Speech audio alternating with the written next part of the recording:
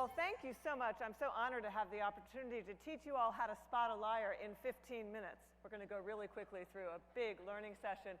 But before we start, since I know you all are in the risk management business, I wanted to ask you, raise your hand if you already feel you're pretty good at detecting deception. I'm not going to call on you. I just want to get a sense of the room. Raise your hand. Who already feels they're pretty good at it? Okay, now I know who needs my help. You know why? Because it turns out that the more confident you are in your deception detection abilities, the worse you are at it.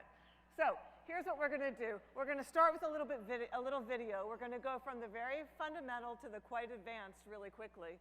And then we're going to do a deep dive this afternoon in a sort of a boot camp on deception detection. But let's just take a look at a video here. Recent polls have shown a fifth of Americans can't locate the U.S. on a world map. Why do you think this is?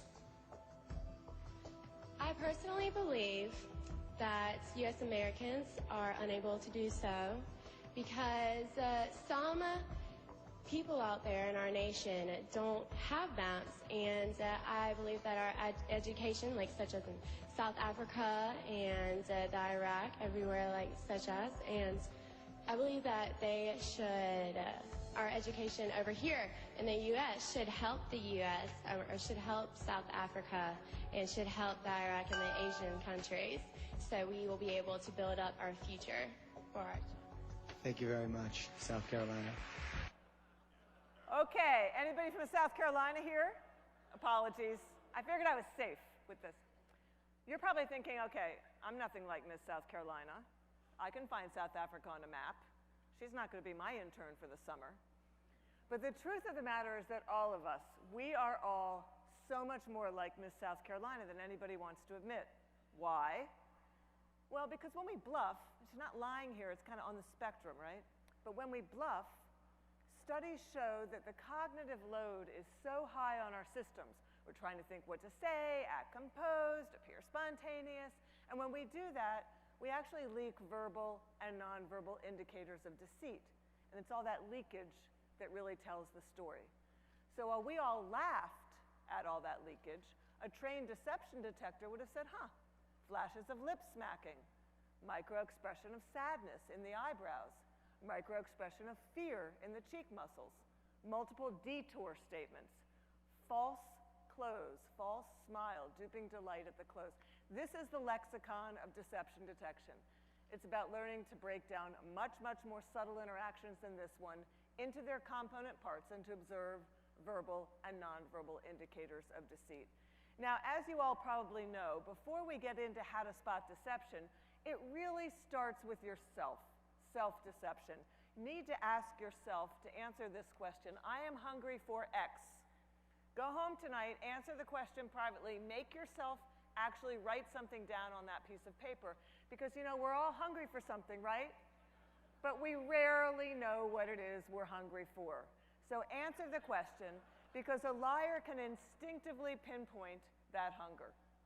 That's where you're going to get deceived first, at the point at which you are most blind, the thing that you want most.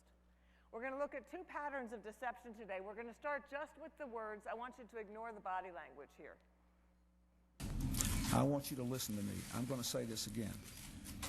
I did not have sexual relations with that woman, Miss Lewinsky. I never told anybody to lie, not a single time, never. These allegations are false, and I need to go back to work for the American people. Thank you. Okay, what are the telltale signs here? Well, first we heard a non-contracted denial. Did not versus didn't, could not versus couldn't. Studies show that people who are over-determined in their denial will resort to formal rather than informal language, and this data point travels around the world. People bump up in terms of formality when they're being deceptive. We also heard distancing language, that woman. Liars will unconsciously distance themselves from their subject, and they use language as their tool to do it. Now, if Bill Clinton had said, well, to tell you the truth, in all honesty, qualifying language as we call it, he would have further discredited himself. And let's say he had peppered his account with a little too much detail. And we're glad he didn't do that, right? But let's say he had. he would have further discredited himself. Who here as a teenager? Teenagers always pepper their account with a little too much detail in order to appear authentic. So we're going to make a quick little hit list here. You're going to ask a hard question. You may hear a non-contracted denial, did not versus didn't. You may hear distancing language. You also might hear a specific denial. Now with Bill Clinton, what was that? He said, Miss Lewinsky. Liars will narrow the field of their denial substantially because that's where they feel comfortable. The truth teller is going to say, are you kidding? I never had sex outside my marriage in my life. The liar is going to say, I didn't have sex with that woman, Miss Lewinsky. The truth teller is going to say, are you kidding? It's a categorical denial. Are you kidding? I never stole anything in my life. The liar is going to say, I didn't take 20 from that drawer. Now you're going to date yourself here. Who here remembers Susan Smith? Anybody remember Susan Smith? All right. Famously kind of strapped her boys into a car, rolled it into a lake, claimed a scraggy-haired stranger kidnapped them at gunpoint, and nobody could figure out if she was being credible at all, launched one of these big media frenzies. And in the middle of this, when her kids were supposed to be missing, here's what she said. She said, look, my kids wanted me. They needed me, and now I can't help them. What about that? Any ideas? What about that? That's right, past tense. Sometimes you need to get somebody on the phone, take notes, get somebody else in the room. You look carefully what people say, they'll actually tell you. Her husband believed her. He said, look, they're okay. They're going to be home soon. So we're going to add that inappropriate tense to our list. Now be careful. You're going to ask a hard question. You're looking for a cluster of verbal and a cluster of nonverbal indicators of deceit. So you're not going to say, honey, inappropriate tense, I think you're lying. You got to be very, very careful. You're looking for 2 or 3 on either side. So be very careful with this list. It's about knowing when there are red flags and knowing when to drill down and ask harder questions. That qualifying language, you know, to tell you the truth in all honesty. I swear to God on my mother's grave, I did not see your boss. Overemphasizing truthfulness, using religious references.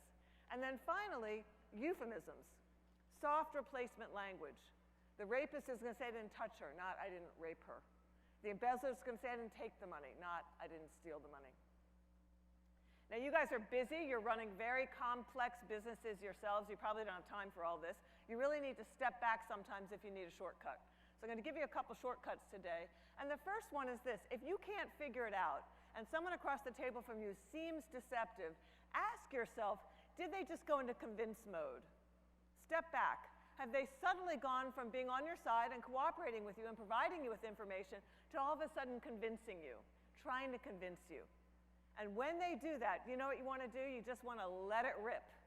I'm going to show you former Toronto Mayor Rob Ford, who is beloved by many. I'm going to show you a video of him.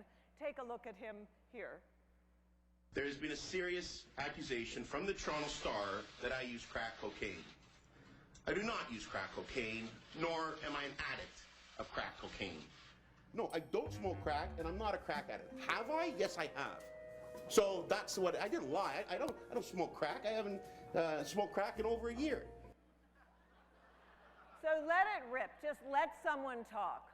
And you can ask yourself the second question, which will be your shortcut. If they're in convince mode, you can't figure out all those indicators, did they give you a non-answer answer? Let's hear what that sounds like. How will you answer them? If they are pressing you, are you guilty? Did you do it? Are the allegations true? Now, if you're telling the truth, you're going to answer that question and say those allegations are false. No, I didn't do it. Let's hear what he said. I'm not sure that they will come like that. I think that many of them say, well, you're a hypocrite. You say one thing, you say the other. My point is, okay, listen to me carefully. I'm telling you where the road is out. Now, you want to go here, or you want to be concerned about who's giving you the message? Right? Okay, that's not a real answer. If you can't figure it out, just ask yourself the question, did they answer the question? Are they trying to convince me in some way? This is Freud. Freud famously said, look, no mortal can keep a secret. If his lips are silent, he chatters with his fingertips. And all of us do that. No matter how powerful we are, we chatter with our fingertips. You may remember this guy, Dominique Strauss-Kahn, former head of the IMF, the International Monetary Fund, was accused of cavorting with prostitutes and attempting to rape a hotel maid in the Sofitel Hotel in New York several years ago. Now, President Obama was meeting with this guy right afterwards. Let's take a look at his body language.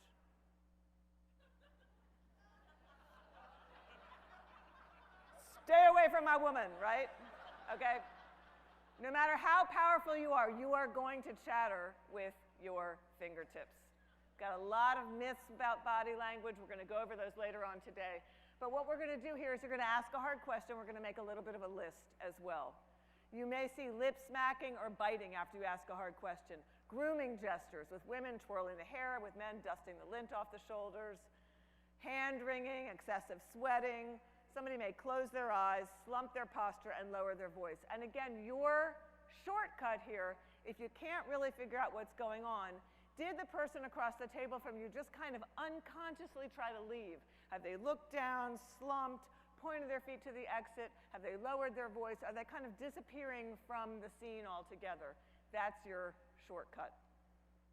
Now, let's say you want to get to the truth. You're having a conversation with somebody, and you really have not just a sense that they're lying, but you really need to get to the truth.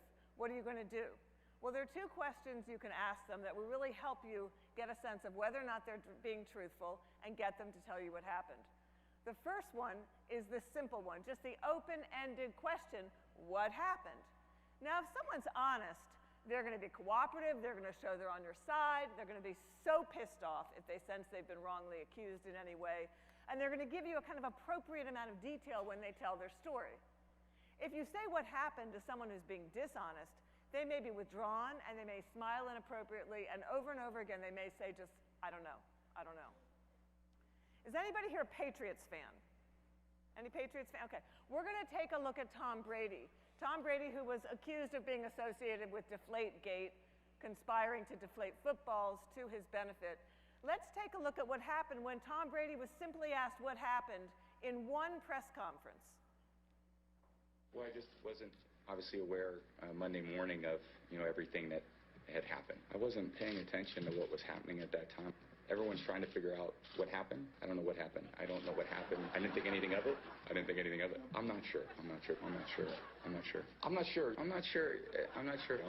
sure. I don't know. I wouldn't know. I have no idea. I don't know. If I don't know something, I don't know something. The second thing you're going to do is you're going to say, what should happen to whoever deflated those footballs? What should happen to whoever embezzled that money? What should happen? And if you're honest, you're much, much more likely to recommend strict punishment. You're going to say, kick them out of the game, kick them out of the company, fire them. Dishonest person usually will say, it's not really my job to say. Now, Tom Brady was asked who should be held accountable. Let's hear what he said to that. What are you? Held accountable. If it's found that someone is improperly tampered with balls, someone, it's important for you, the legacy of this team, that someone's held accountable. Well, that's for, I'm not the one that imposes, those type of, accountability. It's, discipline and all that. That's, not really my job. So, obviously.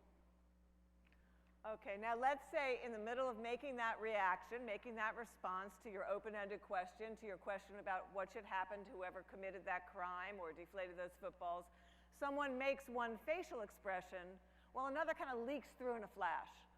And we're not all going to become facial expression experts here, but it's good to be able to read people because there are two facial expressions that are highly associated with deception. And the first is the expression of contempt. With anger, we're kind of on an even playing field. It can actually be a healthy emotion. But when anger turns to contempt, you've been dismissed. It's highly associated with moral superiority. One researcher tracks it as a predictor of divorce. It's the only asymmetrical expression that flies across the face, and it looks like a kind of asymmetrical sneer. Here's what it looks like. Sometimes a very subtle expression of contempt will fly across the face of somebody, not particularly subtle. Now, the second expression that is highly associated with deception is something that we call duping delight. And again, be careful. You're not going to say, honey, you're smiling. Let's get a divorce. Be careful because it's only when it's associated with an inappropriate level of concern. But that unconscious delight in getting away with a whopper can be associated with deception, and it starts so early. Let's take a look. So cool. You want to pop? Hey, Brindley, did you get into the Nutella? No. You didn't? Really? No. Promise? No. Friendly. Did you get into the Nutella? No. Really? No. Well, what did you do? I'm just washing the dishes.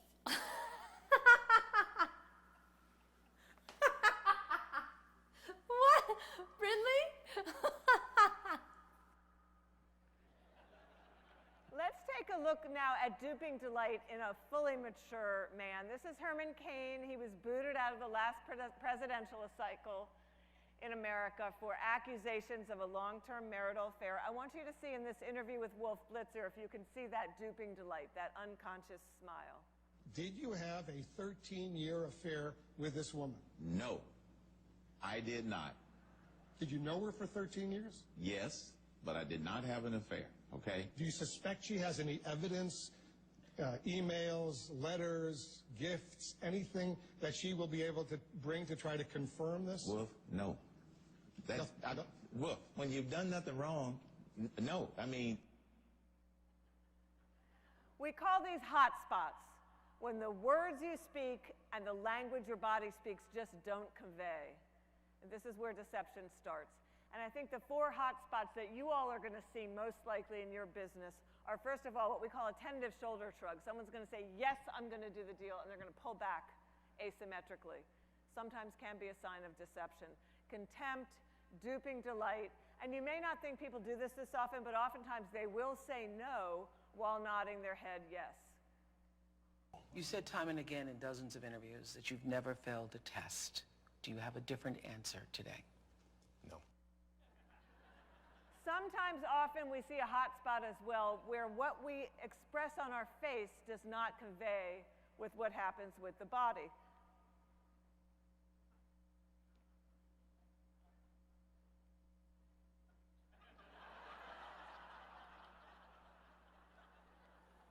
Now, let me just say that you all have gone through now, you've had a very, very fast lesson in spotting a lie. And the truth here is that lying is everywhere. There are not very many good truths about lying. The moral bar is significantly lower than it should be. But all of us can make a difference. If we signal to everyone around us, we say, hey, look, our world is going to be an honest one.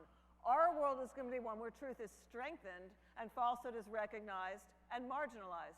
And when you do that, the ground really does start to shift. So what I'm going to encourage you all to do is to practice these skills.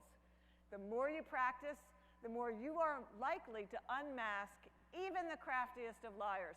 And when you go out there, you may see the truth while someone else sees a story. And I think for you, if you keep practicing, as you go out there, the world will start to look a little bit like this.